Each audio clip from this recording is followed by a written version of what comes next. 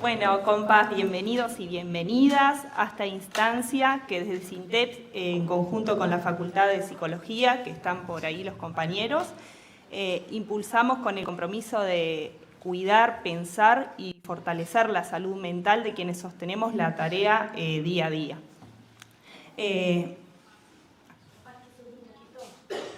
Bien. Subir. O me acerco un poco más. Bueno, para quienes no me conocen, yo soy María Noel Méndez, estoy a cargo de la Secretaría de Seguridad y Salud Laboral y venimos recibiendo y acompañando múltiples consultas e intervenciones que nos hablan de una realidad que se repite en trabajadoras y trabajadores, de muchas situaciones de estrés, de agotamiento, de acoso laboral, de tensión emocional, que también han salido muchas de estas consultas desde la Secretaría y otras se han repetido en las mesas representativas. Por eso hoy este conversatorio es una invitación para detenernos, para pensar, para poder poner en palabras lo que habitualmente pasamos y somos todos trabajadoras y trabajadores que sostenemos también infancias, niñeces, adolescencias. La propuesta de hoy justamente es conversar no solamente desde la teoría, sino desde la experiencia cotidiana, qué nos pasa, cómo nos sentimos, cómo sostenemos, qué condiciones de trabajo también tenemos al día a día. Queremos que este espacio sea de escucha, de cuidado, de construcción colectiva, porque, bueno, esto de cuidar la salud mental de los trabajadores es una lucha constante y bueno, odio hablar, se están dando cuenta. Es una lucha constante y necesaria para seguir defendiendo la dignidad del trabajo. Por ahí están los compañeros de la Facultad de Psicología, que se sentaron bastante atrás. Les saludamos y les agradecemos. Ojo que se cae un poquito el micro. Bueno, buen día para todas y todos. Voy a ser breve. Para los que no me conocen, yo soy Cristian, soy de la Secretaría de Formación. Y bueno, justamente esta instancia que se va a desarrollar hoy está enmarcada, creemos nosotros, en un largo proceso de trabajo y de abordaje sobre el tema de la salud mental, que como bien decía Maru, ha surgido de las propias problemáticas que la dirección del sindicato ha visto en diferentes espacios, reuniones, asambleas, recorridas por los lugares de trabajo y en la charla misma con las trabajadoras y los trabajadores que hacen a SINTEP, identificándolo como una problemática muy profunda en relación a, bueno, cómo se desarrolla la vida laboral de todas y todos, ¿no? Independientemente del subgrupo, independientemente de la tarea, la salud mental es un elemento que surge siempre como un factor que complejiza muchas veces la tarea porque hay una falta de abordaje integral, no se incorpora esto como un derecho, se entiende muchas veces como algo ajeno a la empresa, al colegio, a la OSC, y termina siendo en muchos casos una solución que es individual de las posibilidades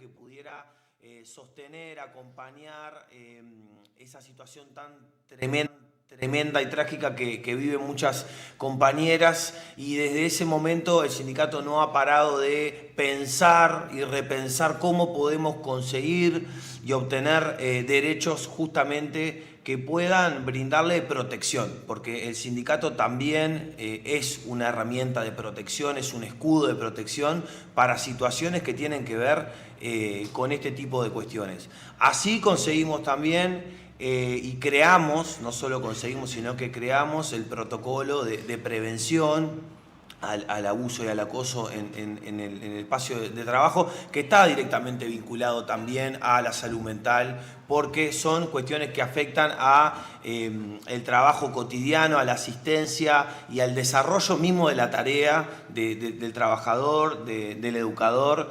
Entonces, venimos en un recorrido muy importante donde el Fondo de Salud Mental ha aparecido como una idea que ha ido tomando mucho cuerpo en estos últimos años, tanto así que en la última ronda de Consejo de Salario nosotros ya veníamos con la idea del Fondo de Salud Mental.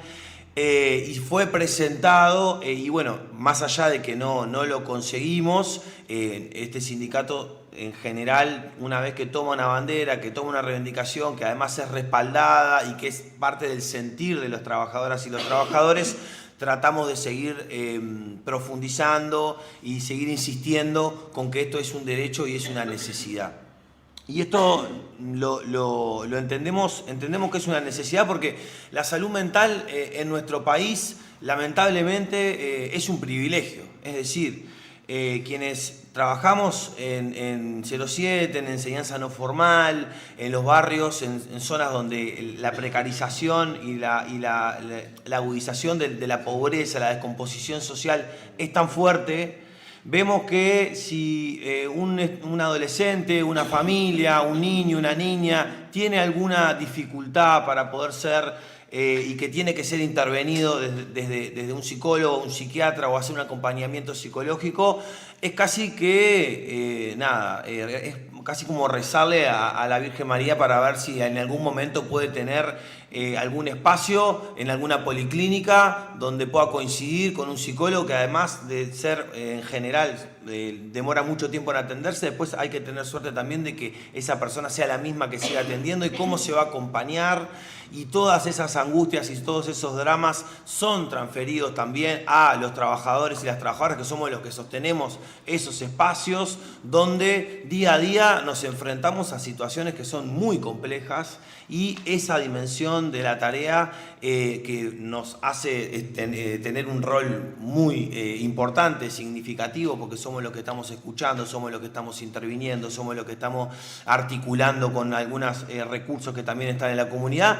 Son cosas que vamos incorporando y son angustias que se van generando hasta el momento de la situación en la cual en muchos casos o se dan certificaciones por tiempo prolongado o inclusive, y esto creo que lo hemos visto todos y todas, por lo menos los que trabajamos en 07, la situación de la renuncia, ¿no? Del agotamiento que te hace dejar tu trabajo, ¿no? Con lo que implica en la actualidad abandonar un trabajo, con lo que implica tener que salir a buscar otro trabajo, porque hay elementos que tienen que ver con la salud mental que no son incorporados, no son tomados en cuenta ni por las OSC y obviamente en muchos casos también con los colegios, porque también en los colegios pasa que la mayoría de nosotros y nosotras tenemos varios trabajos y vamos de colegio en colegio o trabajamos en la educación pública y también vamos absorbiendo situaciones que son muy complejas en torno a cómo están los adolescentes y también cuestiones de nuestra propia vida personal, que eso evidentemente tienen consecuencias en cómo desarrollamos el trabajo y cómo nos afecta. Y por otro lado, la salud mental en nuestro país, que es un problema, es un drama en los adolescentes, es un drama en general, también está vinculado, sobre todo en nuestro sector, a la situación social que vive el país. Es decir, un país que tiene más de 20% de niños en la pobreza, un país en donde hay muchas personas, miles de personas, cientos de miles de personas que ganan 25.000 pesos, 15.000 pesos, que no tienen un trabajo formal, donde en los barrios hay una violencia desatada que es muy importante. Bueno, es evidente que esto está vinculado a cuál es la situación social y material de nuestro pueblo y eso cómo nos afecta a nosotros también cuando vamos a trabajar.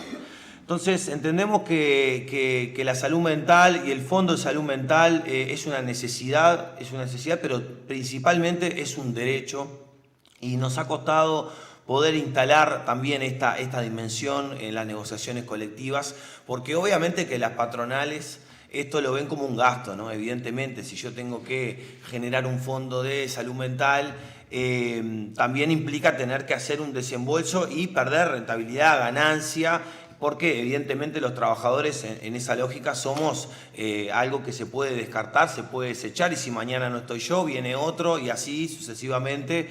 Pero también hay una cuestión que tiene que ver con las certificaciones y tiene que ver con el costo que le genera también a las propias patronales todas las situaciones que están vinculadas a la salud mental en relación a las consecuencias de no abordarlo. Entonces, es un tema que se ha ido metiendo, que lo hemos logrado en esta ronda de Consejo de Salario, lo hemos logrado insertar nuevamente, y que por suerte vamos avanzando en el objetivo final, que obviamente es poder tener un fondo de salud mental, que las trabajadoras y los trabajadores de la enseñanza privada, de los CAIF, de los colegios y el resto de los subgrupos puedan tener como un derecho a la posibilidad de ser atendidos, de ser acompañados, de tener asistencia psicológica, psiquiátrica, no sentirse solo, no sentirse desamparado, y en ese sentido es que estamos dando también esta lucha, y también estamos generando estos espacios de intercambio y de formación,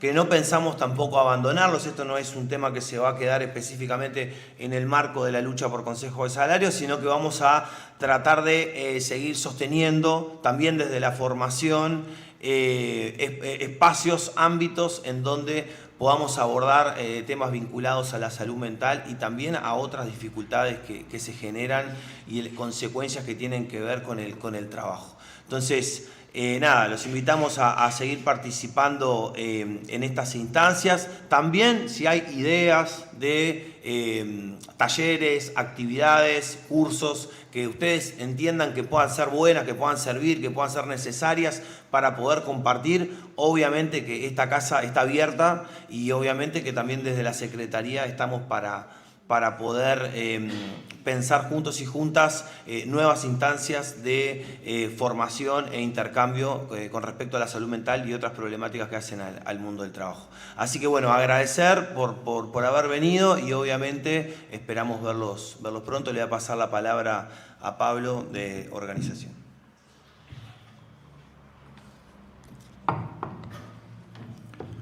Bien. Bueno, buen día para todas y para todos. Celebrar, saludar la participación, la instancia, en este día tan especial, el Día Mundial de la Salud Mental. Y el tema que nos convoca es un tema que ha venido siendo, como decía Cristian, una preocupación muy grande desde hace mucho tiempo, y que por suerte hemos tenido la capacidad colectiva de ir accionando y dando pasos para encontrar una respuesta ante una situación que, como vamos a ver ahora, es mundial, es nacional, y también tiene su afectación en nuestro propio sector y en nuestro propio trabajo, ¿no? Entonces yo quería comenzar con algunos datos, así como, ¿no?, que nos ayuden como a situarnos, ¿no? Y tenía un primer dato que es: a nivel mundial, el 20% de los niños y adolescentes del mundo están afectados por trastornos de problemas de salud mental prevalentes, ¿no? Cada año se suicidan más de 800.000 personas, y el suicidio es la segunda causa de muerte en el grupo de edad de 15 a 29 años de edad.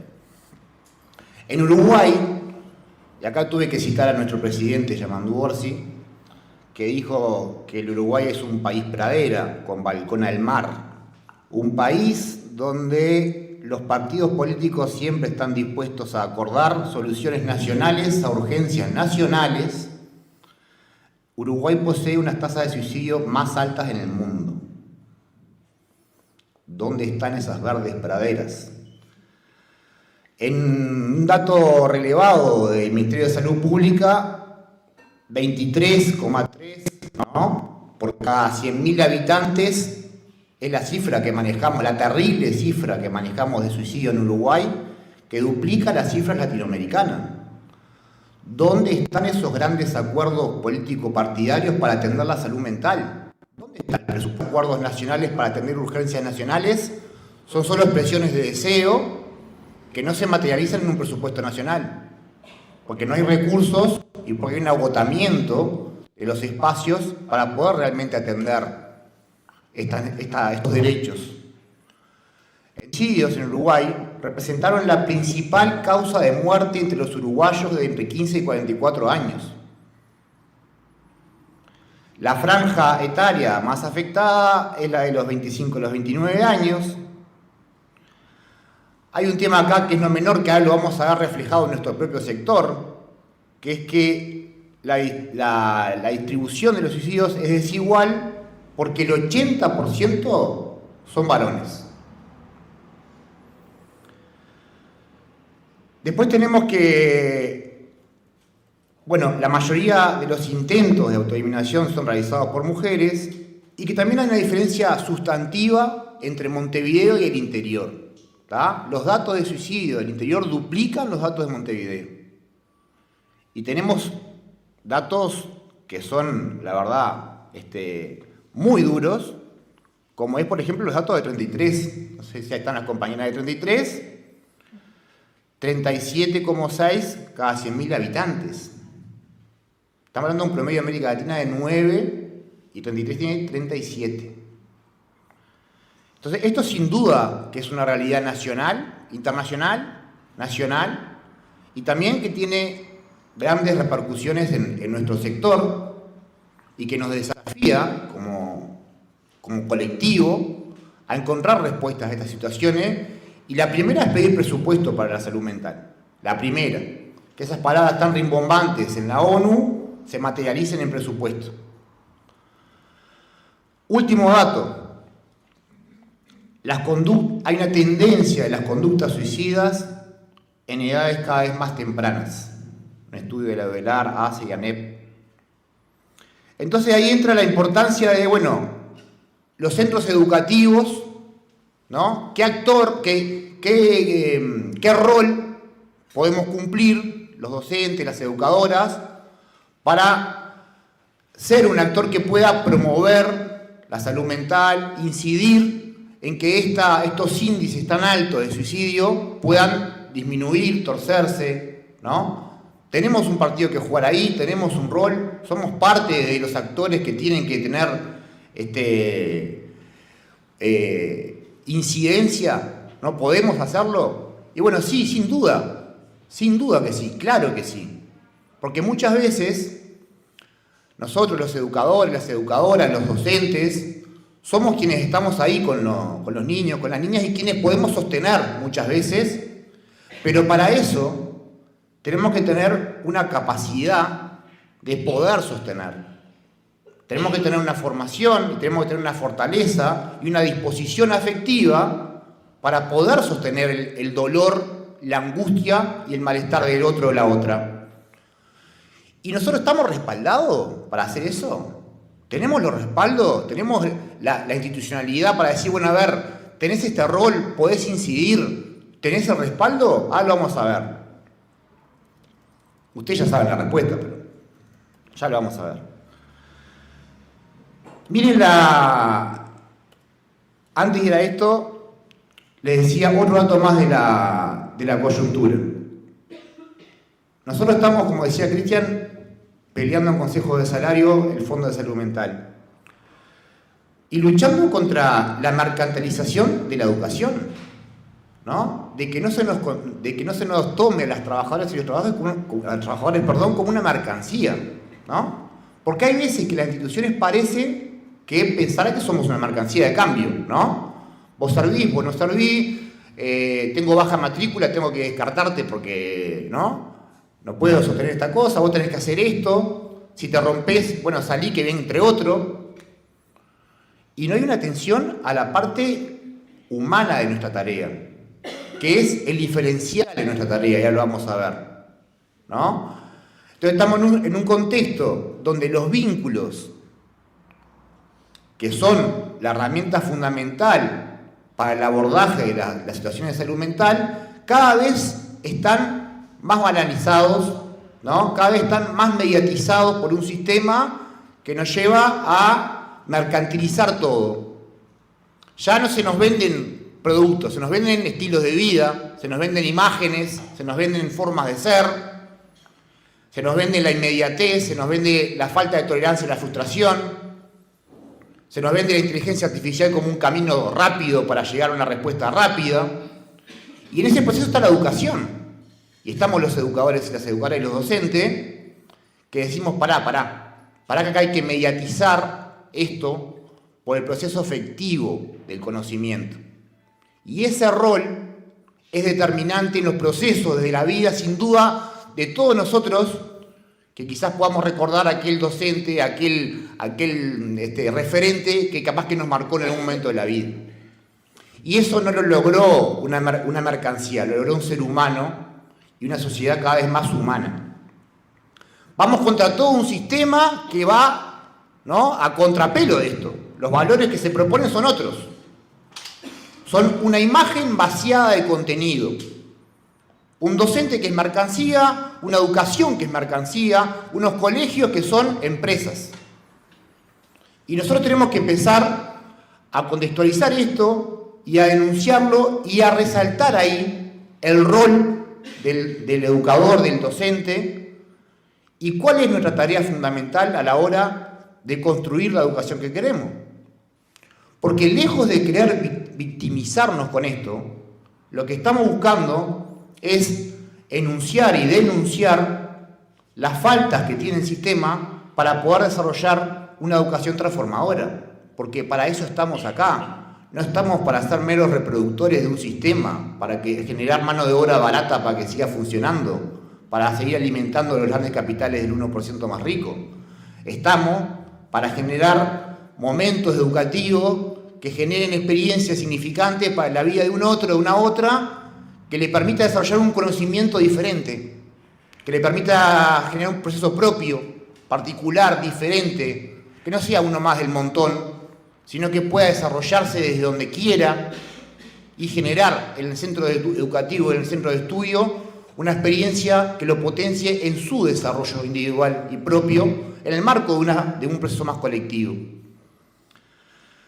Entonces, esos educadores y esos docentes que tenemos esa responsabilidad y que nos encanta, ¿cómo estamos hoy? Y ahí les voy a compartir algunos datos que tienen que ver con la encuesta que hemos realizado a nivel interno, que tuvo casi 1.550, 1.600 respuestas, o sea que es una muestra bastante significativa. Y miren lo primero que yo les decía hoy, ¿no? Recuerdan, el 80% de los suicidios son hombres, ¿no? Miren esto. Las respuestas, el 90% fueron de mujeres, ¿tá? El 10% fueron de hombres. Es verdad que el sector tiene una alta incidencia, ¿no?, de mujeres, pero no es 90-10. Y ahí, yo lo dejé a propósito, hay una respuesta que dice hombre vencido. Entonces, yo lo que digo es, cómo a veces a los hombres nos cuesta hablar y nos cuesta poner en palabras lo que nos pasa y nos cuesta responder formularios de salud mental, que hasta tenemos que caer en el chiste, en la burla, en una respuesta que coloque una categoría.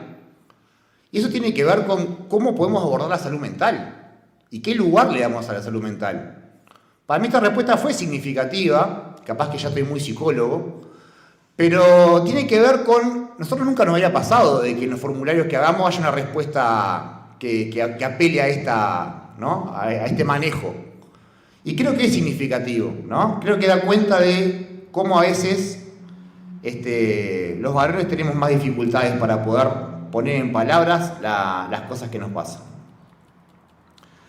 Bueno, en relación a el desarrollo de nuestra tarea y cuáles son las cosas que más impactan en la salud mental, tenemos primero la sobrecarga de tareas,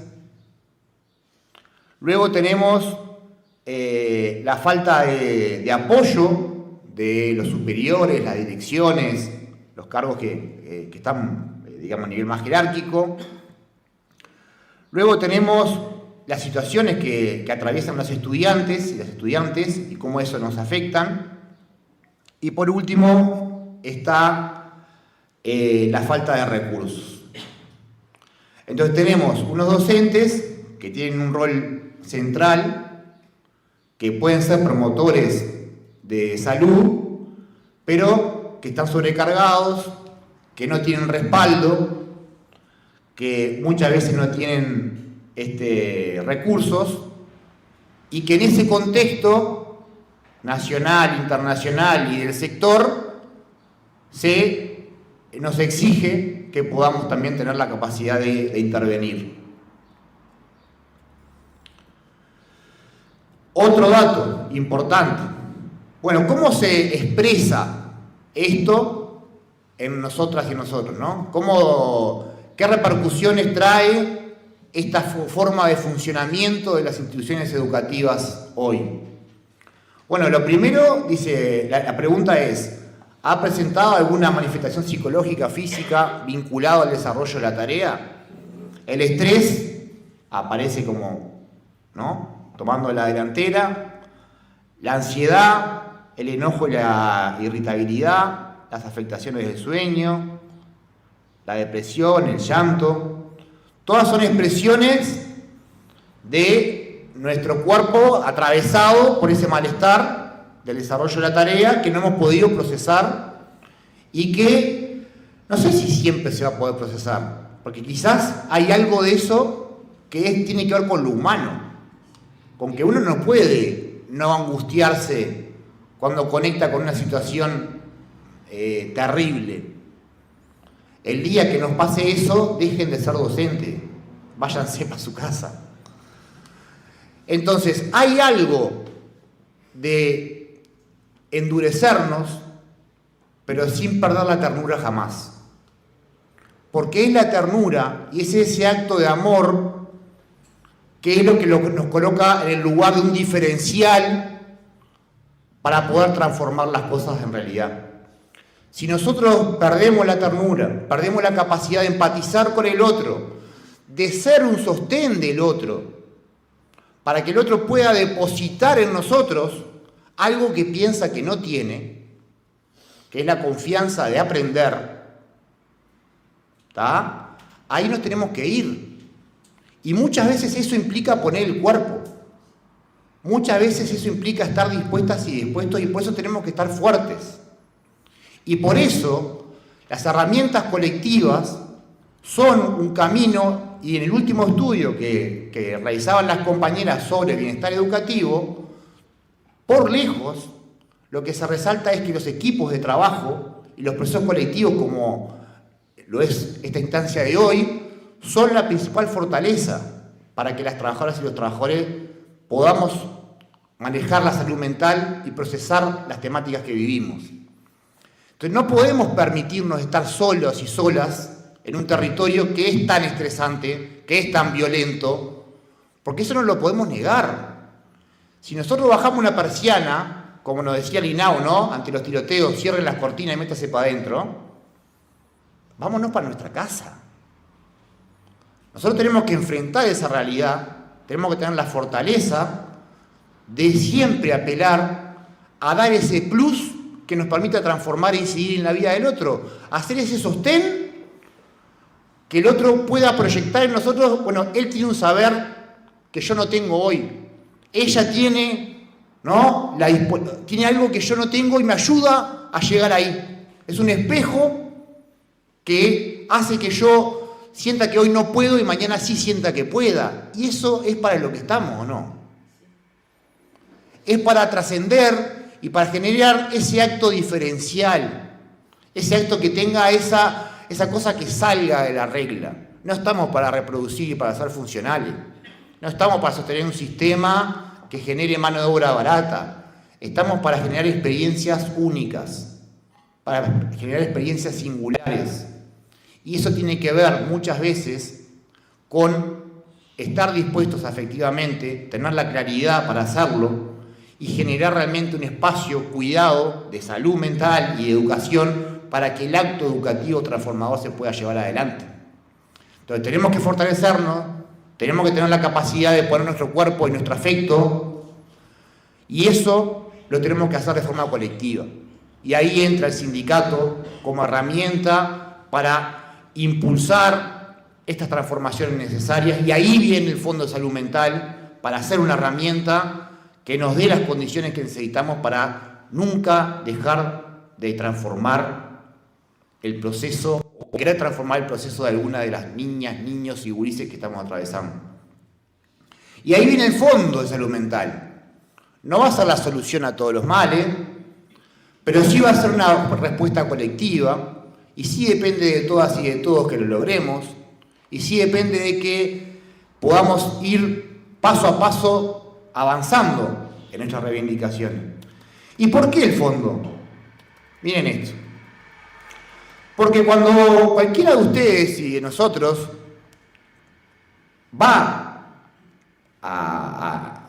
acude al sistema de salud porque necesita atención en salud mental, se encuentra con que no puede asumir los costos de la consulta. Los salarios no dan para bancar la olla, para pagar la luz, el agua, la vida misma, y los procesos a veces particulares. Porque si uno a veces acude a la salud pública, hay demoras que son ridículas en el país de las verdes praderas y los consensos nacionales. ¿Cuándo llegarán esos consensos, Yamandú? Para que cuando yo vaya a salud pública tenga un número para atenderme en salud mental. Por favor. Bueno, disculpen, pero a mí eso me hizo mucho mal. Lo tengo que trabajar en terapia. Bueno, ¿no? La duración de la atención, ¿no? Muchas veces tiene esto, la oportunidad, pero es acotada en el tiempo, ¿no? No me permite realmente, no puedo elegir, ¿no? El terapeuta, elegir el proceso que es central, ¿no? A la hora de, ¿no? Tengo que, bueno, me tocó esta hora, quedo libre, y yo qué sé, capaz que no genera una transferencia necesaria para poder realmente profundizar. Entonces el fondo viene a responder a esta realidad del Uruguay, a esta falta de presupuesto de nuestros gobernantes, y miren este dato que para mí es el más duro y el que da más cuenta de por qué necesitamos un fondo de salud mental y por qué tenemos que estar todas y todos atrás de esta bandera. Porque el 42,8% de los encuestados dice que entiende que necesitaría atenderse en salud mental, pero que no puede hacerlo.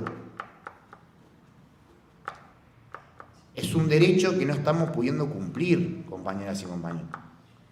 Y ahí viene la organización colectiva, y este dato nos tiene que hervir la sangre, porque es un compañero o una compañera que está pasando mal, que está padeciendo, y que no puede. Y esa es la función del sindicato. Es decir, esto que vos no podés individualmente, lo vamos a lograr colectivamente. Y lo vamos a hacer porque vamos a colocar nuestra fuerza, la fuerza de los 8.000 afiliadas y afiliados, para lograr que esto que hoy no es posible, mañana sea posible. Muchas gracias.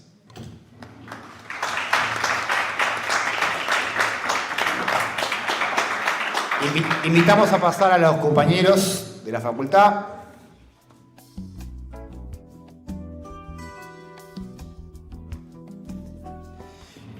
Bien, buenos días. Mientras vamos acomodando la presentación, es un placer estar, es la primera vez que estamos aquí en SINTEP. Y quizás contarles cómo llegamos. Vamos a hacer como una cuestión más o menos. Llegó a Facultad de Psicología la solicitud de SINTEP de, pensar cosas juntos. Y allí, salió el fondo de salud mental. En lo que andaban, fijamos una instancia de reunión por allá, tuvimos como 2 horas y pico en la noche, que Pablo decía, si quieren les cuenten más, y le dijimos, son las 9:20, Pablo. Estamos desde las 7:30 de la mañana acá. No. Sí. Y desde allí surgió, nos quedamos pensando en esto que nos venían diciendo de la realidad que tenían como gremio, y fuimos pensando este formato de trabajo de algo que llamamos conversatorio, Y luego poder profundizar con algunos de ustedes en un formato como de taller para hincarle un poco más el diente, ¿sí? Nosotros venimos, como decían las compañeras antes, desde la Facultad de Psicología de la UDELAR. Formamos parte, somos 3 docentes, Gabriela Bañuls, Diego Jiménez, Darío de León, del Instituto de Psicología, Educación y Desarrollo Humano. La Facultad de Psicología se organiza, antes era por áreas, antes fue por cátedras, ahora es por instituto, donde tenemos la responsabilidad de formar a los psicólogos, a las psicólogas, en el grado y en los posgrados, en las maestrías y en el doctorado en psicología, a todos aquellos estudiantes que pasan por este intersticio entre la psicología y la educación. Nosotros tenemos una mirada de los fenómenos educativos desde la psicología. De hecho, tenemos 3 miradas bien diferentes que van a confluir en esta presentación. Y desde ahí venimos como trabajando con actividades de docencia, de investigación y de extensión universitaria, ¿no? De poder trabajar en las instituciones educativas. De hecho, los 3 tenemos distintas experiencias y prácticas de trabajo en instituciones educativas, centros CAIF, clubes de niños, escuelas, ¿sí? Donde abordamos algunos contenidos de esta relación entre la psicología y la educación, algunas situaciones que tienen que ver con la salud mental, como abordaban antes, y también algún desarrollo de análisis de prácticas, ¿no? En clave de salud del trabajo educativo, ¿sí? Cuando decidimos qué proponer, no teníamos muy en claro el marco, ¿no? Desde donde ustedes estaban pensando cosas, y ahora al escuchar el panel de apertura dijimos, muchas cosas hacen sentido, ¿no? Y muchas cosas vamos a retomar, ¿sí? Desde ese lugar. Pablo nos había hablado en aquella reunión, estaban en esta encuesta, pero no teníamos los resultados, y bueno, parece que esos datos van a seguir dando vuelta a lo largo de esta presentación. ¿Algo más de nosotros que sea como interesante? Estamos compartiendo conflicto, ¿no? Ustedes ya saben, la UDELAR está en pleno conflicto.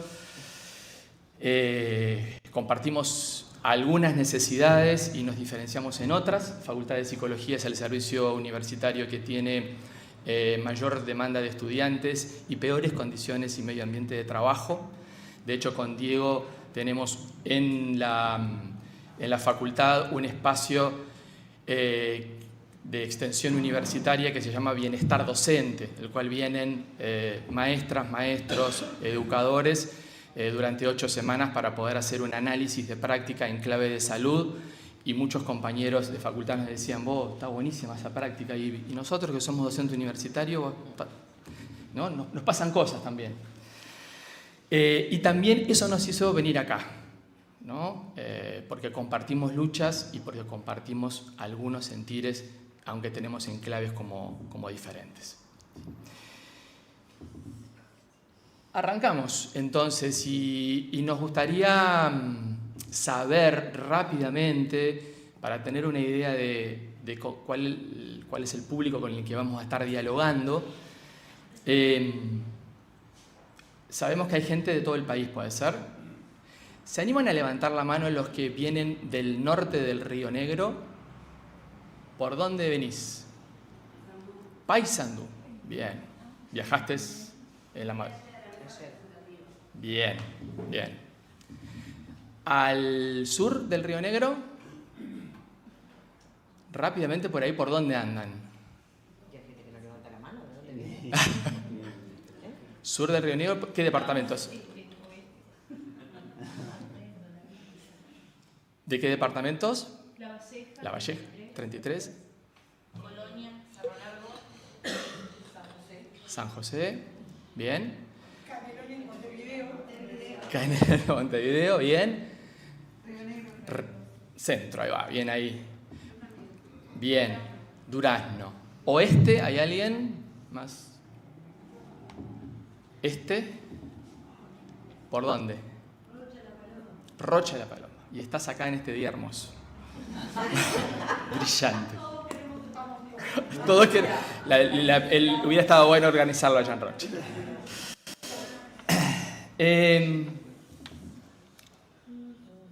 Vamos a arrancar un poquitito en esta... Nosotros dimos al llamar este... perdón. Bien. ¿Quiénes trabajan en clubes de niños? Clubes de niños, tenemos 3 personas. Centros CAIF, la gran mayoría. Centros de primera infancia, que no sea CAIF, sea privado. Bien. ¿Alguna otra representación? Secundaria. Bien. Y centro juvenil. Bien, variopinto, aunque primera infancia tiende a estar más representada. Bien. ¿Cómo vuelvo para atrás? En esta. Acá. Nosotros...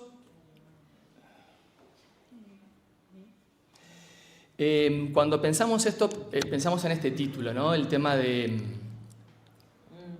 la identidad. ¿Sí? Dale. De la identidad docente, ¿no? Esta identidad docente que entendemos viene estando y sigue estando en tensión. Y lo que les proponíamos, o lo que les vamos a proponer, es una mirada desde la salud ocupacional. Elegimos esto porque entendíamos que, bueno, estábamos en una instancia gremial, pero también estas miradas nosotros a veces las trabajamos a nivel institucional, en los dispositivos de trabajo con los equipos, a la hora de poder pensar los distintos atravesamientos que tenemos como trabajadores. ¿Sí? Porque a veces en el ámbito de lo educativo, y ligado al tema de la vocación y a las cuestiones que sustentan el ejercicio docente, a veces se pierde esta dimensión de que esto es un trabajo, y es un trabajo que genera afectaciones particulares, ¿sí?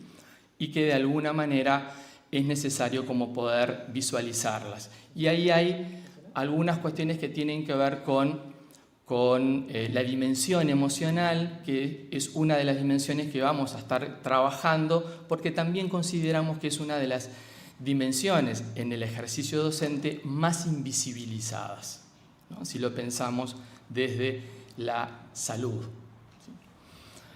En una cuestión como más contextual, y estos datos seguramente ustedes lo manejan, pero ¿por qué es necesario, ¿no? Trabajar en esta relación entre el trabajo y la salud? ¿Sí? La OIT viene planteando ya desde hace muchos años que al menos 1/3 de nuestro tiempo, y a veces en América Latina es mucho más, pasamos trabajando. Por lo tanto, los trabajos se pueden convertir en fuentes desde donde nos enfermamos, o pueden ser espacios de protección de nuestra salud, ¿sí? Y desde ese lugar es necesario poder desplegar instancias de promoción y de prevención en salud a los efectos de poder generar mejores condiciones de trabajo.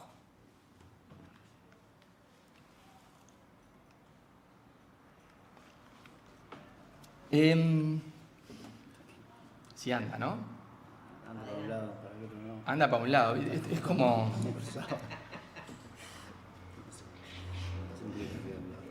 ¿Mm? ¿Querés venirte vos acá? ¿Querés pasarte? Ahí va. Si nosotros queremos analizar las condiciones de trabajo, ¿sí? Y la idea es que ustedes los vayan pensando desde su propio ejercicio profesional esto, ¿no? Cualquier trabajo existen como 4 grandes dimensiones que lo estructuran, ¿sí? Una tiene que ver con la dimensión social, ¿no? El trabajo nos otorga determinado estatus, reconocimiento, ¿no? Cuando trabajamos a veces, hace poco nos pasaba en una institución educativa que las maestras nos decían: nosotros somos maestras de contexto, ¿no? Y eso las posicionaba desde un determinado lugar, ¿no? Desde un lugar de reconocimiento. Otras lo decían al revés, ¿no? Yo padezco esto del contexto, ¿no? La representación social no es lo mismo si yo digo que soy albañil a si yo digo que soy cirujano. Y eso permea también mi identidad como trabajador. Entonces, esto, y bueno, sabemos la educación y la docencia cuánto está desde hace mucho tiempo desvalorizada. Uno tiene que hacer el ejercicio muchas veces de resignificar la práctica desde lo educativo para encontrar los valores de ese reconocimiento social que no existe, ¿no?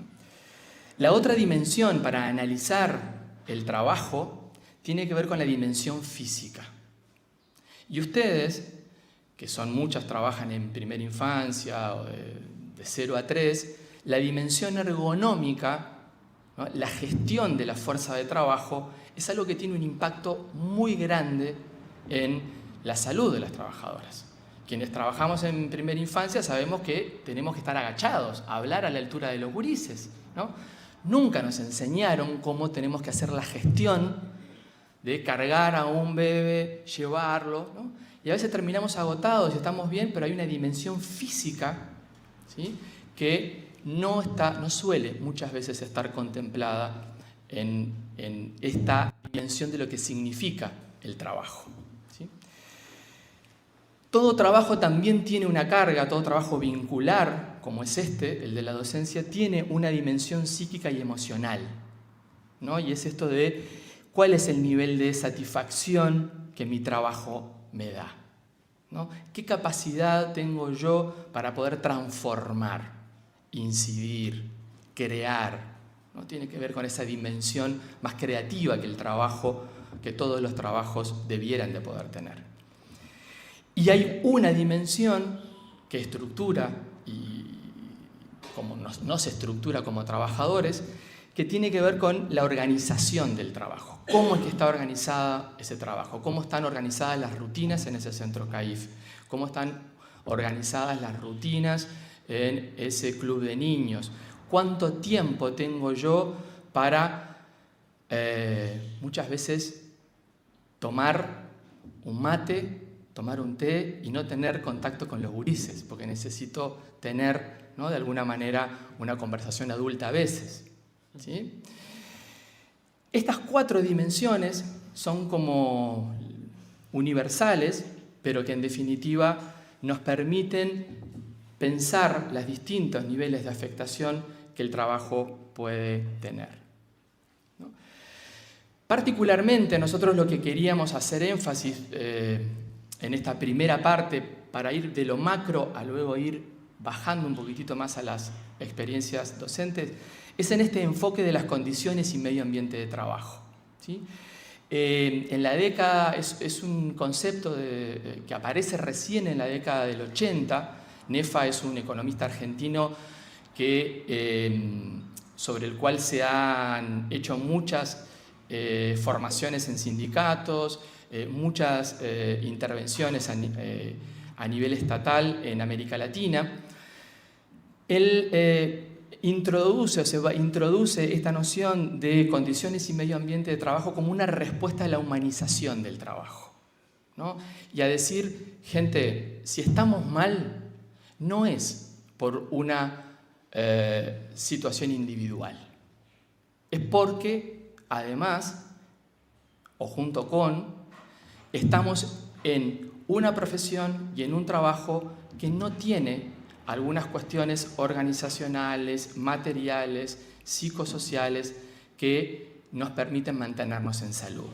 O sea, despersonaliza. Cuando hablamos de mapear las condiciones y medio ambiente de trabajo, la variable subjetiva es una sola nada más, pero hay otras cosas que nos desestabilizan, ¿sí? no voy a decir el año para no comprometer, pero cuando hicimos la primera investigación, comprometer autoridades viejas, pero cuando hicimos pues eso queda grabado, cuando hicimos la primera investigación hace muchos años sobre burnout en docentes de escuelas de contexto crítico en aquel entonces y escuelas de práctica, nosotros creíamos que la población que iba a estar más afectada de burnout iba a ser, de este estrés crónico, iba a ser la de contexto crítico. Y sin embargo, lo que arrojó la investigación, que es coincidente con la literatura, de que todas las maestras que participaron del estudio, todas tenían burnout. Lo que cambiaba era la etiología. Entraban a este síndrome de una determinada manera las de contexto crítico a las de escuelas de práctica. Cuando hacemos las devoluciones, las investigaciones que nosotros hacemos, las devolvemos a las autoridades para que a ver si algo de esto se puede tomar para el diseño de política educativa. Y en esa instancia las autoridades de turno nos dijeron, interesante, muy bien, pero ¿ustedes evaluaron el nivel de vocación de esas maestras y de esas educadoras? Porque capaz que es eso, ¿no? O sea, la variable subjetiva, la responsabilidad de que los pasa a los trabajadores es porque, bueno, no tolera el estrés, tiene problemas en la pareja, viste que la formación no tiene mucha vocación, ha tenido un fuerte impacto en esto de poder pensar las condiciones y medio ambiente como una variable general a los efectos de buscar reivindicaciones y estrategias de cuidado.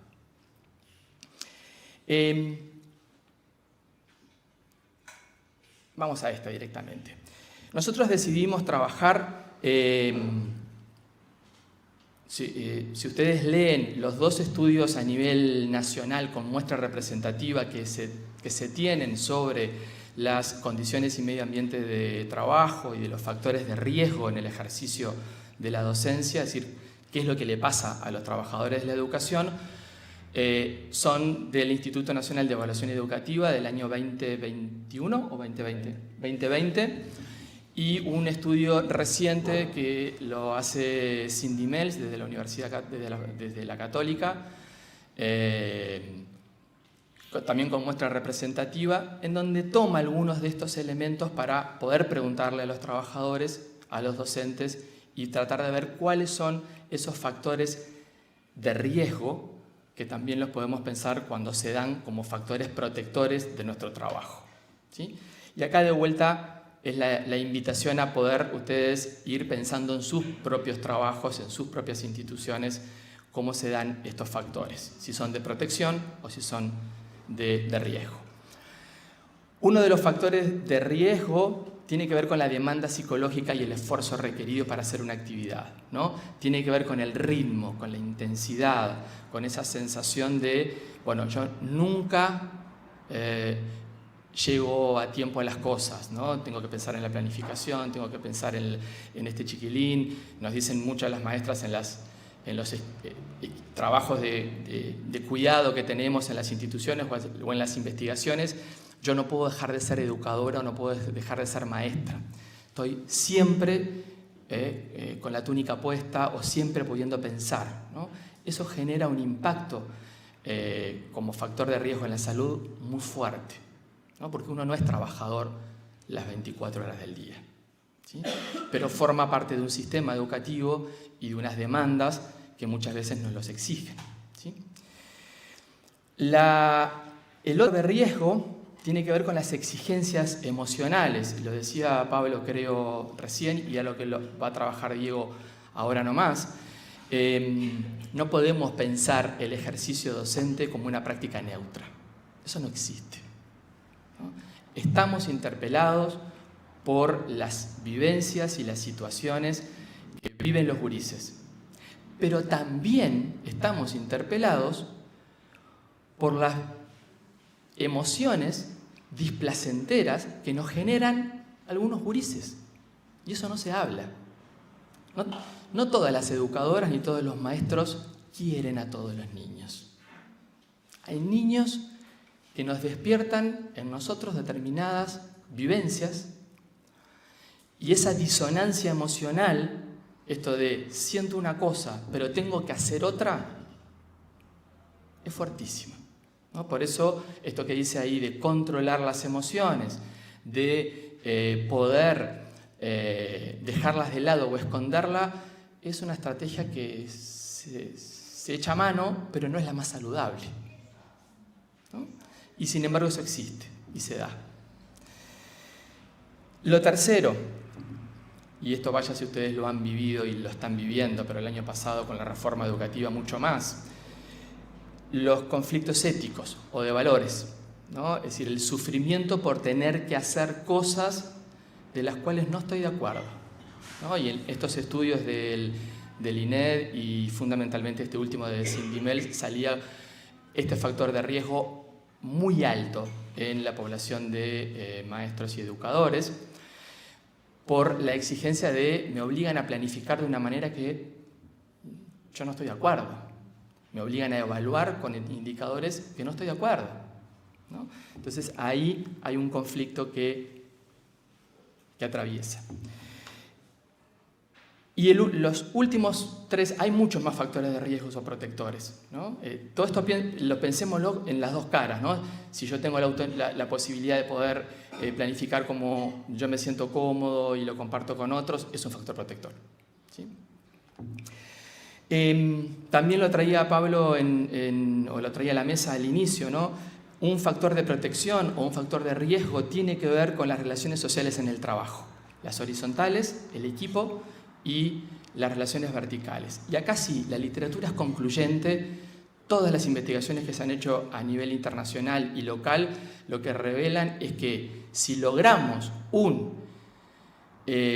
trabajar en equipo, un equipo que nos sostenga, bueno, hay menos chances de sufrir situaciones de burnout, menos chances de sufrir vulneraciones, ¿no? Porque bueno, la potencia de lo colectivo, de poder pensar con el otro, nos preserva. Lo mismo si tenemos una dirección o una directora o un coordinador responsable, coordinadora responsable que nos sostenga, que nos reconozca, eso se convierte en un factor protector y o de riesgo. Lo quinto tiene que ver con la autonomía en el trabajo, ¿no? Esta posibilidad de elegir, de crear, ¿no? De poder utilizar esas competencias en torno a lo que entiendo. Algunos docentes nos dicen, yo no tengo libertad de cátedra, ¿no? Me dicen lo que tengo que trabajar, ¿no? Hace poco en Chile, en un congreso, se les está dando a las maestras de primera infancia y educación inicial unos librillos para poder trabajar las unidades y los contenidos. Ahí la autonomía pierde, tiene que hacer eso, se la evalúa por eso, ¿no? Y la última tiene que ver con la seguridad y la estabilidad, ¿no? La precarización en los contratos, esto puede ser un factor de riesgo o protector, bueno, la cantidad de colegios a nivel privado que vienen cerrando es un indicador también de la inestabilidad, ¿no? Estos son los dos estudios que no los vamos a trabajar, pero ustedes están en internet, en donde se trabajan estos factores de riesgo o protectores aquí en Uruguay, a ver cómo están, y otras dimensiones, además, que hacen al trabajo docente, ¿sí? Y esto se convierte en un paraguas desde donde poder pensar lo que sucede en los vínculos pedagógicos. Ahora Diego nos va como a hacer un poquitito más de foco en esta otra dimensión que tiene que ver con lo emocional, ¿no? ¿Qué es lo que está pasando y qué pasa en ese vínculo pedagógico educador, educadora, maestra, profe y niño, niñas?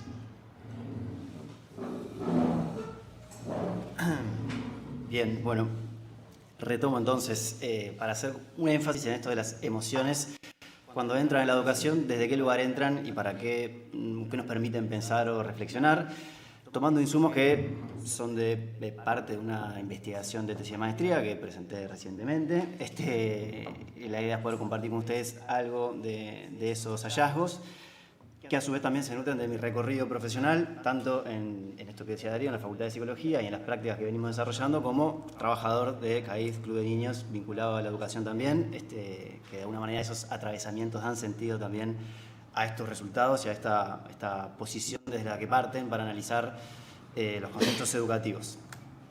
Voy a hacer como un énfasis esto que vamos como bajando, en las exigencias emocionales. Traíamos una viñeta, ¿no? En esto del desgaste, que es bien variado, que se reportan en las investigaciones.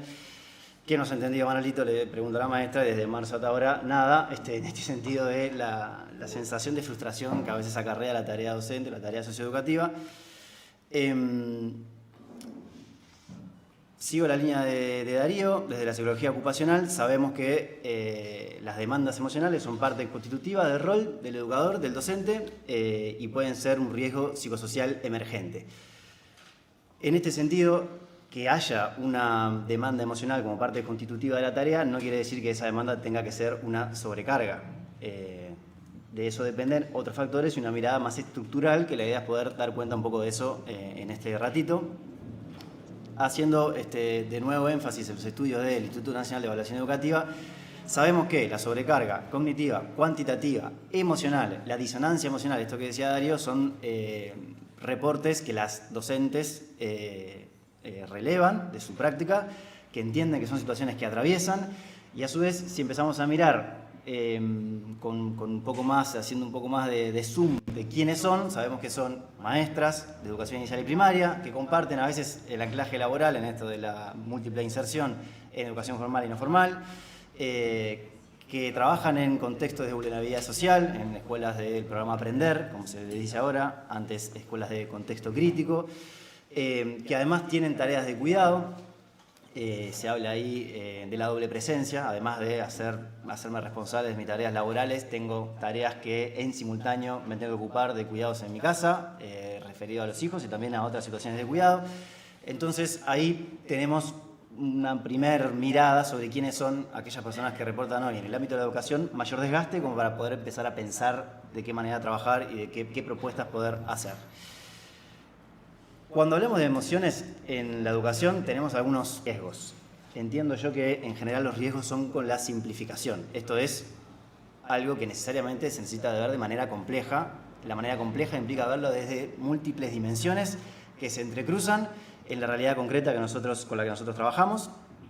Entonces las emociones en la educación se tienen que entender como algo relacional, institucional y político que atraviesa y le da sentido a las prácticas de trabajo. Una primera línea que me parece importante hacer énfasis es que la dimensión emocional tiene que estar descentrada del individuo. Esto no son habilidades a desarrollar por una persona. Llámese niño, niña, adolescente, llámese maestra, educador. O sea, esto no es necesariamente la atención o la mirada no tiene que estar puesta sobre el sujeto, sino sería una manera muy sencilla y simplificadora de un problema que es bastante más amplio y bastante más complejo. Por otro lado, hablar de emociones en la educación necesariamente implica que las instituciones de las que formamos parte podamos reconocer que somos espacios que regulamos y modelamos las emociones. Si ustedes piensan, bueno, ¿cómo entra la emoción en mi práctica o cómo entran las emociones? Las instituciones hacen énfasis en algunas emociones, las cultivan, otras no, otras las censuran, otras no se habilitan, otras se suprimen, otras se controlan, se sacan. Esto se hace en general desde el sentido común. A veces hay una construcción institucional que va hacia un lado o hacia otro, pero necesariamente necesita una discusión y espacios de encuentro para poder reflexionar sobre esto. Y otra línea que a nosotros nos parece interesante, que hoy se mencionaba también, es los afectos docentes de educación formal y no formal, donde muchas veces ya sabemos lo que el otro necesita o presenta desde una construcción que antecede la presencia y la existencia de ese otro. Cualquier cosa después lo podemos charlar si hay alguna duda, pero en este sentido las prácticas educativas muchas veces son desde este lugar de normalización de cosas que deberían haber y no necesariamente desde la potencia que tienen los espacios comunitarios y las personas con las que trabajo. Y entendemos que es un riesgo. Tiene que haber algo que hoy se mencionaba en la mesa inicial, tiene que haber algo, no, tiene que haber mucho de disponibilidad afectiva de parte del docente, pero esto tenemos que mirarlo de manera compleja. La disponibilidad afectiva no es como algo inherente al rol, o sea, no es que yo tengo que, como dice una de las autoras que trabaja este tema, ¿por qué tengo que quererlos? Los afectos docentes están situados, son históricamente construidos, tienen sentido en el contexto de su producción y hay que mirarlos desde ese lugar, no entenderlo como algo. Si lo hacemos desde el entendimiento de que es algo que se tiene que dar, corremos el riesgo de entender o de decir que si eso no está, entonces el problema está en la persona, y un poco lo decían hoy en la mesa inicial, entonces me tengo que ir. Y no necesariamente me tengo que ir porque yo no sienta esto, Esto se puede dar por una multiplicidad de factores que hacen a mi tarea docente que lo tengo que poder problematizar. No es que yo estoy desubicado ahí, hay algo del contexto que sabemos que genera una serie de desgastes que pueden explicar por qué a mí no me pasa eso o por qué me pasa lo que me pasa. También sería muy simple entender que, bueno, entonces tengo que cambiar. Me parece que tiene que haber una mirada más compleja de las condiciones que dan cuenta de esa sensación y de ese sentir. Para eso se necesitan espacios de encuentro, de reflexión y de formación, de base y continua. Esto lo vamos a hacer énfasis un poco más adelante. Algunas preguntas que nos parece que está bueno poder hacerse en el ámbito de la práctica profesional que ustedes realizan. ¿Cómo se identifican las emociones? Piensen acá en el rol de ustedes y también con los niños, niñas con los que trabajan. ¿Cómo se gestionan las emociones en el vínculo pedagógico? O sea, ¿qué hago con eso que me genera placer o displacer? ¿Qué estrategias de regulación tiendo a desplegar? En primer pregunta sería si tiendo a desplegar estrategias de regulación o estrategias de control emocional. No es lo mismo controlar, apretar, esconder que regular. También es interesante pensarlo esto desde el rol socioeducativo. Si yo controlo emociones pero pido que el otro las regule, ¿qué espejo estoy dando de alguna manera, ¿no? Si el enojo, la frustración no forma parte de mi propio quehacer educativo, entonces ¿por qué cuando aparece en el aula yo de alguna manera espero que el otro haga algo con lo que yo ni siquiera muestro? O al menos no de modo consciente, seguramente aparece de otras maneras. ¿Cómo inciden las emociones en nuestras decisiones? Esto me parece a mí que es una cuestión bien interesante. Cuando se toman decisiones en los espacios educativos, desde dónde se hacen, y lo emocional tiene un factor clave a la hora de tomar decisiones. Muchas veces se generan protocolos o se generan acciones en situaciones que tienen que ver con una frustración, un enojo de parte de los adultos que estamos ahí, que tenemos que poder problematizar para no reproducir modelos afectivos que consideramos que no están buenos y desigualdades también. Y esto que les hablaba hoy de qué emociones cultivan las instituciones educativas, cuáles se promueven, cuáles se censuran, cuáles se suprimen, se invisibilizan.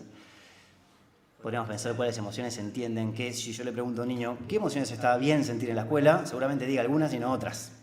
Qué emociones están mal en la escuela o en los espacios socioeducativos, seguramente diga algunas que no tendemos que entenderlas como que están mal, sino que deberíamos pensarlas desde otro lugar, que tienen un sentido y que hay que hacer algo con ellas.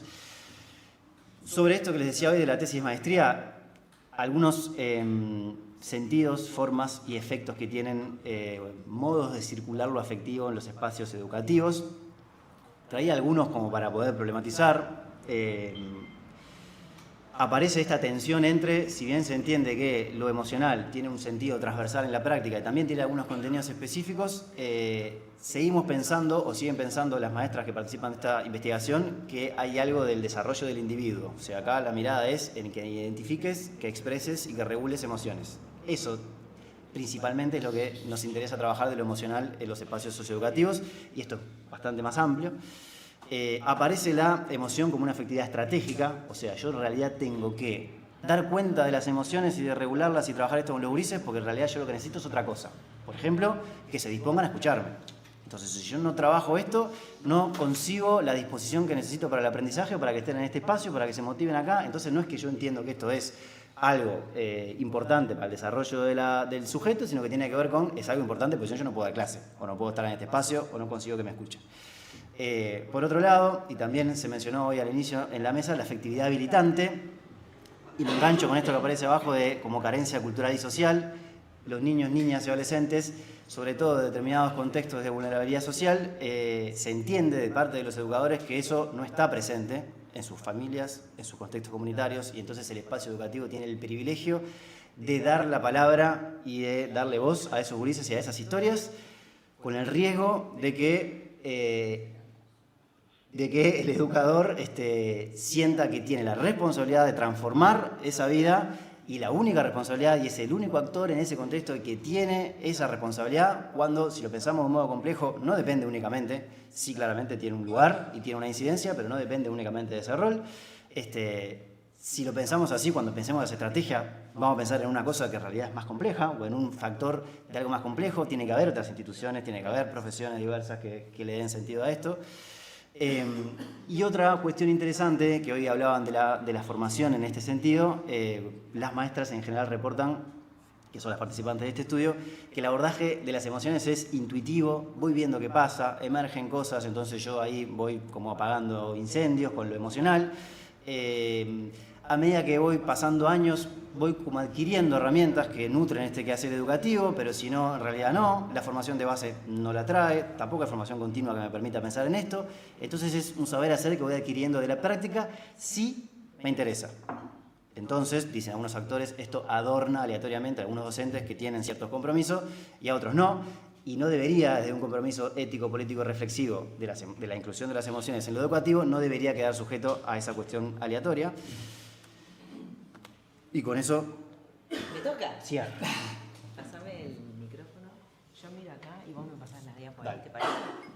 Parece que es más fácil, ¿no? Sí. Bueno, buenos días a todos y a todas. A la pirinola. A ver. Ya metí la pata acá. ¿Ahí? Se escucha bien, ¿verdad? Ok.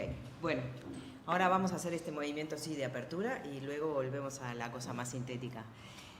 En esto que veníamos trabajando sobre que el docente no es el único responsable de lo que ocurre ahí con este niño, con este grupo o con esta cantidad de estudiantes que están en el centro. ¿Está bien? ¿Más cerquita? Está. Yo les proponía este cuadro como para poder pensar que estamos también en un momento sociohistórico y cultural de transición entre unas formas de ver el mundo y otras que estamos creando juntos, porque los procesos socioculturales en realidad dependen de los procesos de agenciamiento que las mismas personas van generando. Entonces, en este sentido, hay una dimensión que hace a los modelos de organización y los modelos que las instituciones concretan en el nivel de las prácticas en las organizaciones que están transformando los lugares para las educaciones. Y lo digo así en general porque esto hace tanto a la educación formal como a la educación no formal, ¿sí? Y también hace a los contextos de educación en los espacios de socialización naturales, familia, grupos de amigos, clubes, etcétera, ¿no? Porque hay paradigmas que atraviesan los procesos de aprendizaje que permean toda la sociedad, que tienen representaciones distintas según cada uno de estos lugares, ¿no? Entonces les proponía pensar en la institución educativa concreta, las que todos tenemos en la cabeza, como desde el modelo inicial de la educación como un lugar donde se transmite información y se alfabetiza a toda la gente, porque cambian las condiciones de vida, ¿verdad? Del campo a la ciudad, y entonces es necesario que a partir de la revolución industrial se generen otras formas de relacionarse con el conocimiento y entre los sujetos, ¿no?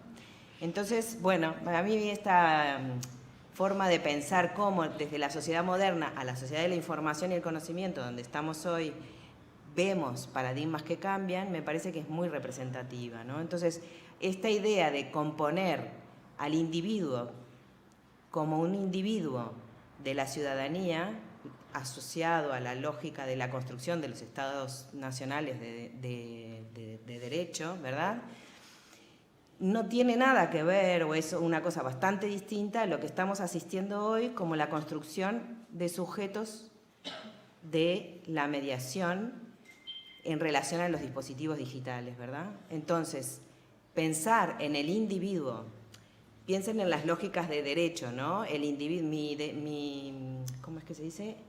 Mi libertad termina donde empieza la libertad del otro, ¿no? Y hay esta representación como del sujeto atrapado en sí mismo, a esta otra idea de la cuestión mediática donde nosotros estamos asistiendo a múltiples representaciones de uno mismo, hay una idea que yo puedo jugar a tener un rol distinto en un escenario virtual, tengo mis roles diferenciados socialmente, soy hijo, soy educador, soy abuelo, lo que fuera, ¿no? Entonces esto realmente nos genera una distinción importante, porque si yo empiezo a poder pensarme como sujeto en comunidad, hay cosas que cambian en la relación, y creo que Diego y Darío venían hablando justamente de esta idea, ¿no? No se trata de mi responsabilidad solamente. Esto tiene que ver con una ideología política, una forma de pensar los modos de organizarnos socialmente que están empezando a cambiar, a pesar de que el mundo va hacia esta cosa de consumo y estar uno sujeto a su propio placer, ¿no? Pasando pantallas. Entonces, a pesar de que estamos en esta lógica de las pantallas, hay algo que hace a lo colectivo que vuelve a resurgir. Y entonces, en la educación esto tiene esta representación, ¿no? De este modelo bancario, donde está el estudiante que repite, el docente que tiene que enseñar a repetir estas cosas, a un modelo que asocia los procesos de aprendizaje al entretenimiento, al placer. La posición del educador obviamente es otra, ¿no? Obviamente está esta cuestión del aprender sufriendo o el aprender disfrutando. El paradigma es totalmente distinto. El sujeto de la normalización en los estados modernos con la lógica actual que tiene que ver con la inclusión de la diversidad. Y la diversidad, yo no sé si ustedes tienen esta sensación, pero es cada vez más diversa, ¿no? Porque empezamos por algunas diversidades muy estereotipadas y la verdad que estamos dando paso, y sobre todo en los contextos de aprendizaje, a diversidades múltiples, ¿no? Si uno tiene la posibilidad de aprender a partir de imágenes o a partir de representaciones escritas o del oído, el cuerpo, o sea, también nosotros vamos como generando este reconocimiento de lo diverso en el otro y al mismo tiempo en nosotros mismos, ¿no? Todo esto también de la lógica de los derechos humanos, que rompe un poco con la cuestión del derecho asociado a la ley que establece la norma única, ¿no? No sé si esta tensión la han podido ver, ¿no? Como la lógica de los derechos humanos viene a romper esta idea del individuo para pensar en el sujeto y en las condiciones de existencia particulares del sujeto. Entonces, bueno, tenemos esta cuestión de la transmisión de información, a la apropiación de saberes. Nos interesa que los estudiantes, los aprendices, ahora incorporen estrategias para vivir en un mundo que es cada vez más complejo, cada vez más diverso y cambiante, ¿no? Entonces, tenemos estas ideas que salen de lo universal y estar en el centro del proceso de todas las decisiones y las normas, a pasar a unas lógicas que reconfiguran lo local y al mismo tiempo se conectan con esta idea de las redes, ¿no? Yo puedo estar trabajando, formándome o lo que sea con colegas de mi territorio, pero también al mismo tiempo con de otras regiones del mundo, y esto trae también una diversidad importante de conocimiento de cómo son las prácticas a nivel general.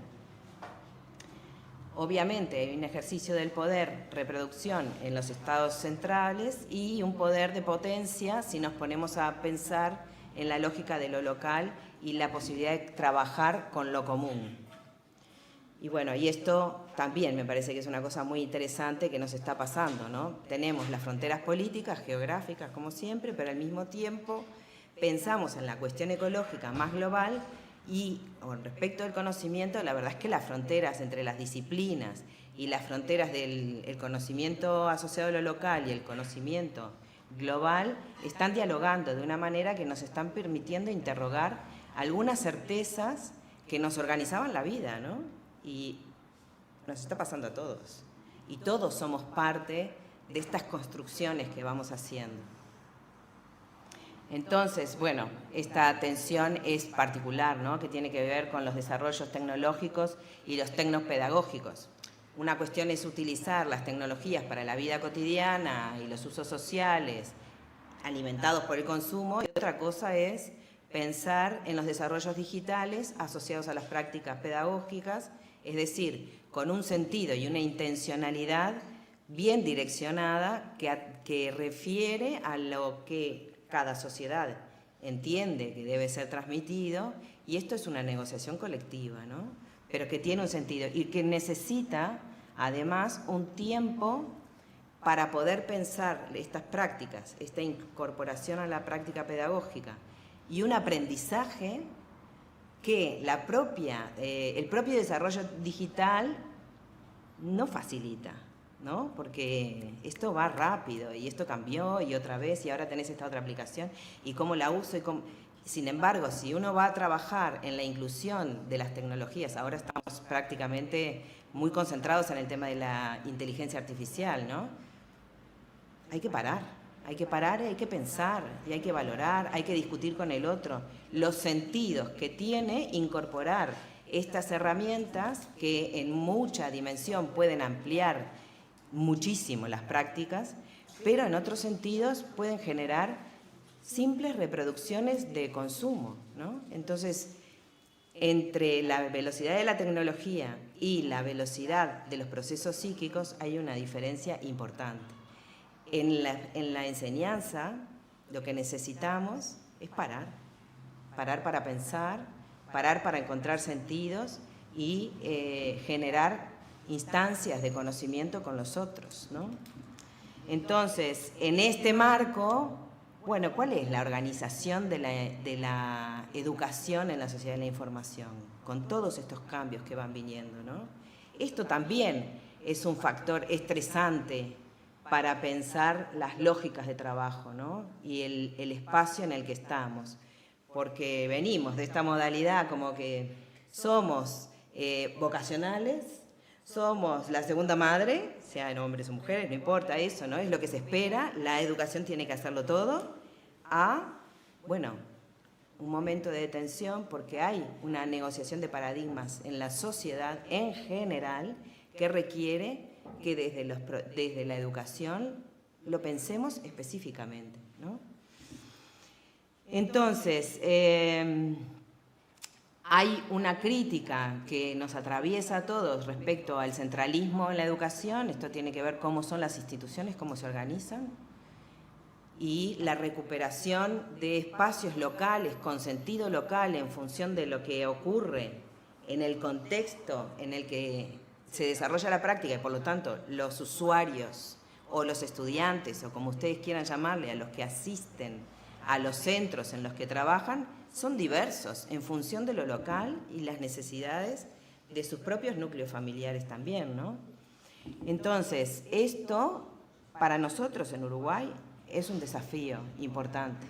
Salir de la centralidad, esta estructura tan piramidal que tenemos en general, para pensar en cuestiones más locales que permitan recuperar el espacio de la comunicación con los otros, con los pares y con los equipos, ¿no?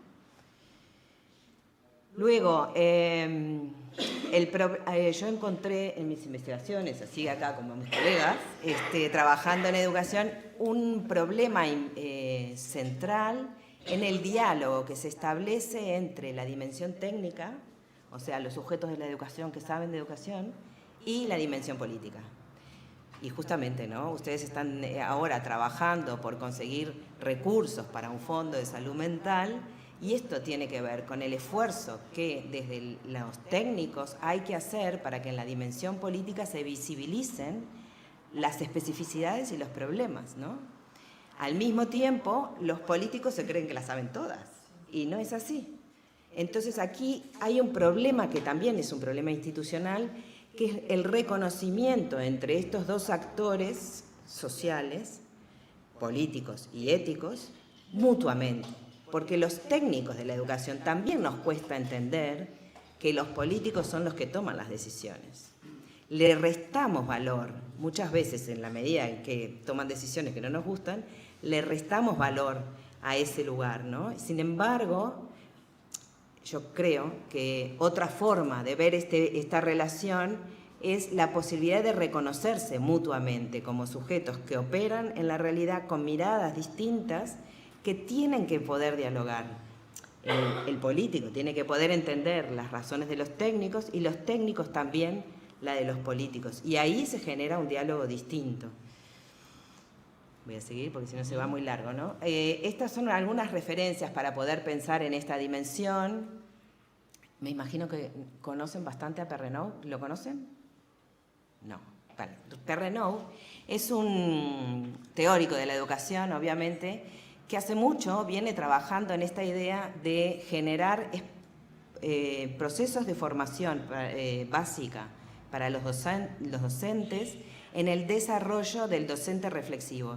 Él ha hecho propuestas interesantes de formación básica y lo que plantea esencialmente es: a reflexionar se aprende, y es una necesidad en las competencias de los docentes. Entonces, esto tiene que estar como una práctica de formación básica y a desarrollar en el proceso de desarrollo de la profesión, ¿no? Porque también aparece esta idea de tenemos que trabajar en equipo, y ya sabemos todos a trabajar en equipo, y la verdad es que no. A trabajar con otros se aprende, porque en el proceso de trabajar con otros me aprendo también, ¿no? También me reconozco en las dificultades que me genera eso de estar con otros, tratando de entender lo que el otro dice, interrogando las cosas que yo tenía como ciertas y generando una nueva forma entre todos de pensar los problemas que tenemos en común.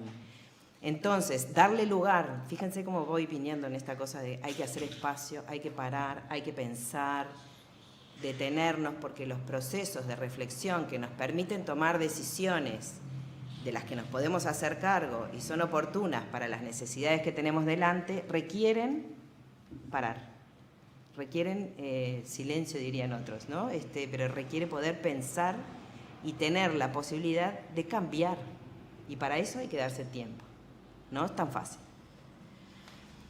Bueno, luego Colli Falsafi, este es un concepto de la identidad de aprendiz que se viene desarrollando en un grupo de investigación desde el 2011, que a mí me parece que es un instrumento muy interesante para incorporar en la práctica docente y en las prácticas de los equipos, porque ayuda, ellos construyen un modelo de análisis para pensarse uno mismo como sujeto de aprendizaje.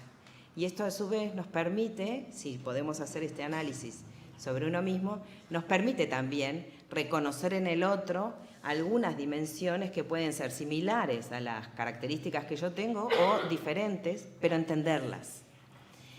Luego hay otra dimensión que también me parece muy importante en esta cuestión de cómo uno se cuida y cuida al otro en los trayectos de enseñanza, que es esto, cómo mi propia historia, o sea, mis propios trayectos de aprendizaje en distintos escenarios a lo largo de toda la vida, van conformando también una forma en la que yo pienso mi práctica profesional y por lo tanto también pienso al otro en la práctica profesional, y a los niños, y a la familia, y a mis autoridades y al Estado, ¿no?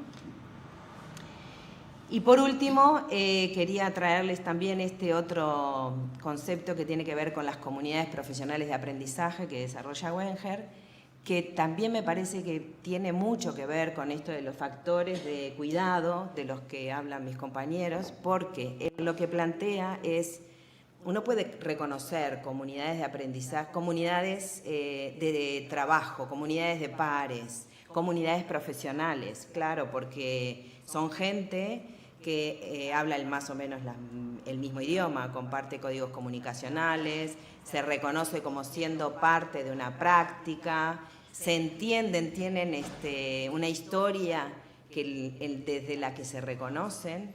Ahora él establece esta distinción, introduce esta palabra de aprendizaje para identificar aquellas comunidades que además de todo esto, que se reconocen, son parte de una misma práctica, generan esta cuestión como de hermandad, además, entre sus objetivos explícitos, tienen el objetivo de aprender sobre la práctica, ¿sí?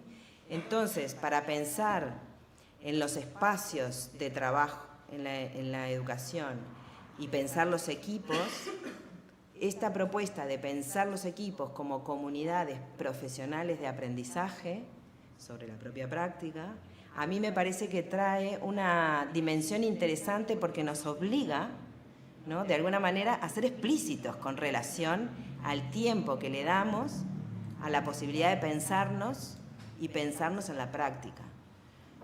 parece un juego de palabras, pero de verdad que yo he asistido a instancias de trabajo de equipo que son sumatoria de gente, que lo que hace es compartir un tiempo en el que descargan, ¿no? Su estructura está más organizada en torno a la queja y esto, y a liberarse como del malestar, pero si a eso uno, porque la anécdota es importante, uno tiene que poder descargar, sí, sin duda, ¿no? Pero si a eso nosotros le sumamos la intencionalidad de aprender sobre eso, necesariamente después de la descarga viene este proceso de abstracción, buscar información, buscar qué ha pasado en otros escenarios similares, sobre situaciones parecidas, para poder pensar desde una dimensión más genérica formas de intervención sobre esto que genera este primer impacto en el cuerpo y este primer malestar, ¿no? Entonces, las formas en las que uno nombra hace a la práctica también, ¿no? Entonces, si uno reuniones de equipo que tienen la intención de aprender sobre la práctica, está marcando, ¿no? Está marcando como un objetivo para la tarea conjunta.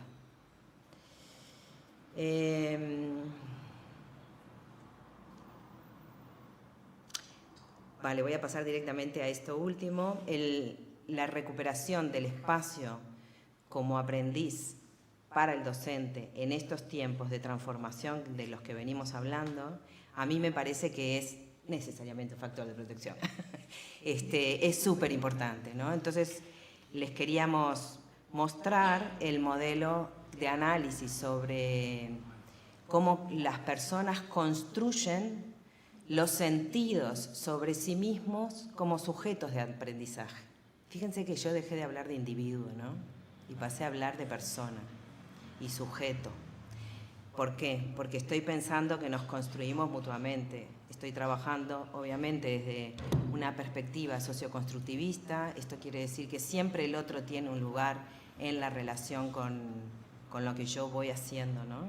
Y todo proceso de aprendizaje es un proceso situado, es una experiencia que tiene un contexto, como ya venían señalando mis compañeros, que no es solamente el contenido del aprendizaje, sino que es todo el entorno que lo rodea y también la trayectoria personal de cada uno para este encuentro con esa situación de aprendizaje. Bueno, en este modelo de análisis tenemos algunas dimensiones que nos ayudan como a reflexionar sobre esta idea de cómo yo me construyo como sujeto de aprendizaje. Por ejemplo, yo no soy buena para matemáticas, ¿no? Me constituyo como un sujeto de aprendizaje anulado para las matemáticas. O al revés, a mí todo lo que es arte, ¡pah!, me encanta, ¿no? ¿Qué? ¿Cómo llego yo a estas conclusiones, ¿no? ¿Qué hace que yo tenga esta construcción de sentido sobre mí como aprendiz? Negado para unas cosas y muy habilidoso para otras, ¿no? O término medio, bueno, ahí tendrán ustedes las representaciones propias y de otros para pensar esto. Entonces, las dimensiones para analizar esto tienen que ver, por un lado, obviamente con las emociones, y acá hacemos conexión, ¿no? Y las emociones son de todo tipo, y por otro lado, los patrones discursivos. Estos son como los niveles de acceso al análisis, porque el análisis lo hacemos a partir de las experiencias de aprendizaje. Y para poder entender lo que el sujeto, los sentidos que el sujeto construye sobre las experiencias de aprendizaje, necesitamos la narrativa, ¿no? Contame una experiencia de aprendizaje, que obviamente te resulte significativa, y la emoción está asociada, porque si no es significativo, yo no me acuerdo, ¿no?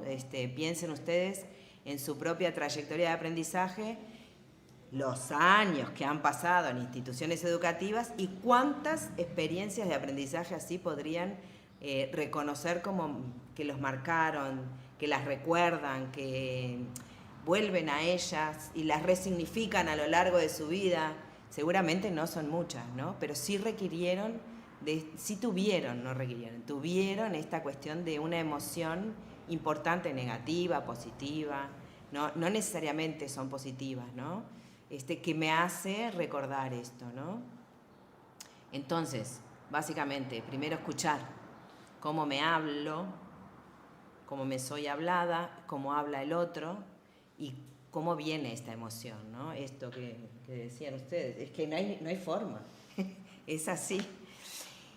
Y para esto llegamos entonces a reconocer las experiencias de aprendizaje que tienen unas características particulares, que pueden ser únicas o pueden ser experiencias de aprendizaje que uno repite. Por ejemplo, yo para preparar un examen, necesito la mesa llena de cosas, la radio prendida, ¿no? Otra gente que dice, no, yo sola, trabajo sola, estudio sola, con silencio, no me puede perturbar nada. Otros, yo necesito tener los caramelitos, no sé, todos tenemos como una forma de generar el escenario, ¿no? Dando características a los procesos que nos permiten conectar con lo que necesito para generar esta experiencia de aprendizaje, ¿no? Luego tenemos el análisis de quiénes son los otros significativos en esas experiencias de aprendizaje, que aparecen como personas que, enunciando, nos generan reconocimientos sobre mí, ¿no? Qué bueno que sos hablando, Darío, ¿no? Y entonces, ¿sí? Sí, está buenísimo. Entonces, sí, bueno, sí. ¿Y soy significativa? Sí. Entonces, bueno, esto marca, ¿no? Porque yo puedo tener una percepción sobre mí misma, pero si el otro me la reafirma, o al revés, ¿no? Me devuelve una imagen que no tiene nada que ver con lo que yo creo sobre mí, también incide, ¿no? Y genera aquí unas formas de pensarse y de ir construyendo estos sentidos. Obviamente los motivos y los objetivos que uno tiene para generar unas actividades de aprendizaje están en la base del libro, ¿no? Yo tengo que saber por qué, para qué es lo que me mueve. Desde la psicología decimos que siempre hay una necesidad que mueve hacia el aprendizaje, de todo tipo, ¿eh? La necesidad puede ser dejar satisfecho al otro, ¿no? Sí, maestra, yo le hago el deber, ¿no? Por ejemplo, estas formas de hablar tienen que ver con estas cuestiones, ¿no? Pero van marcando también la posibilidad de que yo pueda analizar por qué me muevo en esa dirección. Si yo soy consciente de esto y lo tengo como parte de las dimensiones de análisis para tomar decisiones, entonces tengo claro cuál es el esfuerzo, para qué, hasta dónde y en qué nivel esto es para mí, es para otro, o convergen las dos cuestiones, ¿no? Y luego hay otra cuestión que nos parece muy interesante, que es la relación entre las distintas identidades. Vieron que ahora también una de las cuestiones de estos tiempos es poner en interrogación las identidades, ¿no? Y hablamos de la identidad de género, de todo. En el caso de los docentes es muy interesante también traer la tensión que se produce entre la identidad docente, asociada al modelo de aquel que sabe todo y tiene que dar respuesta a todo, con la identidad del aprendiz, que es a lo que estamos hoy convocados por los desarrollos socioculturales, ¿no? Tenemos que aprender todo el tiempo sobre reglas nuevas, sobre estrategias, sobre. Si nosotros tenemos esta posibilidad de analizar esta tensión, también podemos entender cómo y dónde se generan los intersticios en los que estos procesos de aprendizaje en comunidades profesionales de aprendizaje nos permiten ser sujetos de enunciación de innovaciones para transformar este dispositivo de la modernidad que todavía organiza los espacios para la enseñanza y el aprendizaje. Y yo creo que termino por aquí, ¿no? Aquí, te devuelvo. Y terminamos, ¿no? En este intento de síntesis. Perdón. Yo soy muy torpe en lo... ¿Está prendido? ¿Se escucha? Sí. ¿Sí? Ahí sí escucha. Ahí se escuchó. En este efecto como de síntesis o algunas claves que recetas no existen, ¿no? En esto de cómo construir bienestar y cómo generar como situaciones que permitan disminuir la adversidad. Pero Sí, a nosotros nos parece clave, y en esta estructura que nos fuimos dando desde lo particular a lo más específico que ahora Gabriela como nos traía, entendemos que es necesario y cada vez más identificar, ¿no? Esto que decíamos al inicio, cuáles son las condiciones y medio ambiente que generan riesgos y nos protegen. Y en esta doble dimensión de ustedes como SINTEP gremio y ustedes como trabajadores al interno de la institución, para poder pensarnos esto institucionalmente, ¿no? Que es el ejercicio quizás a veces más complejo, porque acá hay atravesamientos como organizacionales que lo habilitan o no para poder hacerlo. El poder como esto que Diego nos traía, ¿no? El poder reconocer esta dimensión emocional en los vínculos pedagógicos, ¿no?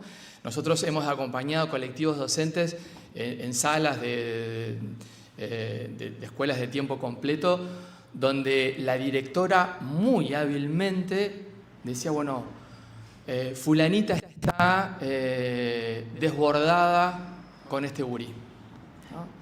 Y la sala se transformó de eso, un espacio para hablar. Yo no lo banco más. Entonces vayamos, pongámoslos allá, ¿no? Dejémoslos en la otra clase, a vos te conoce. Y la directora muy hábilmente iba planteando, bueno, pero pensemos en el gurí también. ¿Cómo se debe sentir rotando de sala, ¿no? Un día en una, un día en la otra, ¿no? Pero pensemos en vos, ¿no? Que vos no podés seguir así, ¿no? Y esto generalmente, esta dimensión de lo emocional en los vínculos pedagógicos no es trabajado o a veces es invisibilizado, ¿sí? Esto que también traía Gabriela, ¿no?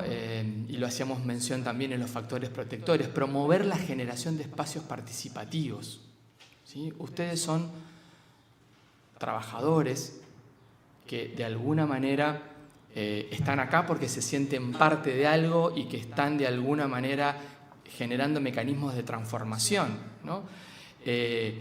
Y eso necesariamente, además de la queja, además del reclamo, supone un nivel de reflexión acerca de dónde estamos parados, qué es lo que nos corresponde a nosotros, qué es lo que le responde a otros, qué es lo que juntos tenemos que poder como hacer, ¿no? Y en esto que Gabriela traía, ¿no? De poder como juntarnos desde ese sentido, ¿no? Yo la escuchaba a Gabriela y una vez hace un montón de años nos pidieron también desde facultad que acompañáramos un proceso de sistematización de un colectivo docente que lo que quería era una escuela de tiempo completo de la periferia de Montevideo, que decía: nosotros queremos innovar. No somos una escuela ni Montessori, ni de Reggio Emilia, ni de Gesualdo Sosa, tomamos cosas, ¿no? Pero estamos preocupadas y preocupados por mejorar los aprendizajes, ¿tá? Y queremos que nos acompañen para poder pensar la propuesta. Ellos lo llamaban así, la propuesta. Y era una comunidad profesional de aprendizaje que se había, ¿no? Sin saber seguramente que era eso, pero estaban como juntándose para poder pensar acerca de los que hacían, de los límites que tenían, ¿no? Donde estaban recuperando fundamentalmente esta idea de aprendiz, ¿no? De poder aprender a partir de los desafíos que estábamos como teniendo. Y esto necesariamente se hace con tiempos de pausa. Necesariamente se hacen o se debieran de hacer con tiempos pagos desde las propias instituciones, ¿no? Y no como muchas veces sucede por fuera de, ¿sí? Gente, agradecerles, a abrir un tiempo de intercambio, no sé si tenemos, y nos vemos ahora en un dispositivo de taller con algunas y algunos de ustedes para seguir profundizando. Abrimos.